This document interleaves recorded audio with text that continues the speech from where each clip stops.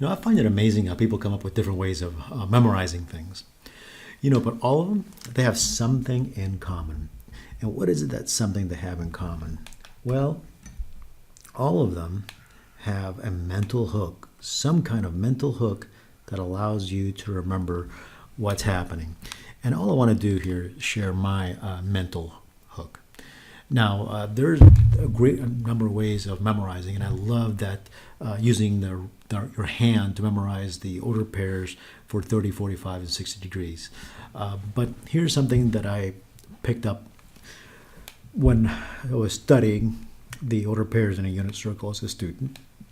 And what I came up with was that I realized that every single order pair is of this type. It's a square root of some number divided by 2, every single one of them. And for whatever reason, the one that I remember the most, or try to, like a starting point, was always this position, pi over 6 or 30 degrees. And I realized, like, wait, look, this is going to be square root of 3 over 2. And I always memorized that. But eventually, when I looked really closely at the unit circle, I discovered that, like I mentioned, every single order pair is of this type right here, square root of n over 2. So for example, here I start with square root of 3 over 2. This one, I just keep going. And this is going to be square root of 2 over 2. Then it's going to be square root of 1 over 2. And finally, I'm going to end with square root of 0 over 2, like this. And if I continue the pattern, notice it's going to be 0, 1, 2, 3. So this must be square root of 4 over 2. And square root of 4 over 2 is, well, square root of 4 is 2. 2 divided by 2 is 1. And indeed, I want to look at the x component of this number is clearly 1. We're at 1 because this is a unit circle.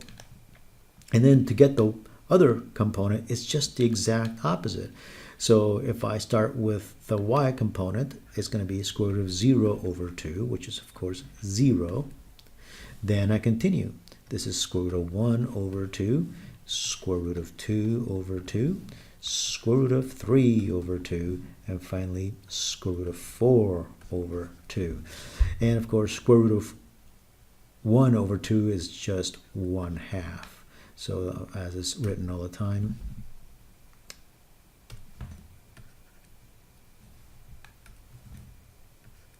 it's 1/2, and this component is square root of 3 over 2.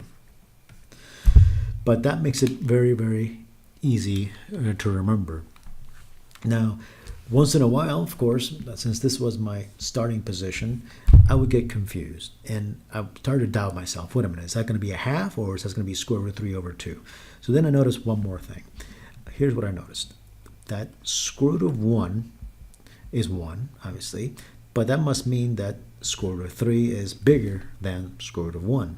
Furthermore, if I divide everything by 2, both sides by 2, I get that 1/2 is definitely smaller than square root of 3 over 2.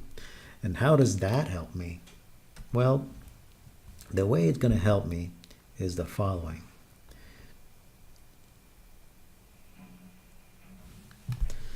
If I make a line down here, I can see clearly that if I eyeball it, I'm going to eyeball it here. It looks like I'm going to guess that 1/2 is about right there. And when I look at the x component, clearly it's bigger than 1/2. So if I was confused as to the order pair, is this 1/2 or square root of 3? It's bigger. I mean, it's 1/2 is right here, so this must be the square root of 3 over 2. And that's really how I memorize this. It gives me a quick mental hook, and I'm able to move it. Of course, you play with this often and do it for a few days, and this will be completely memorized. But hopefully this also gives you a leg up. Good luck.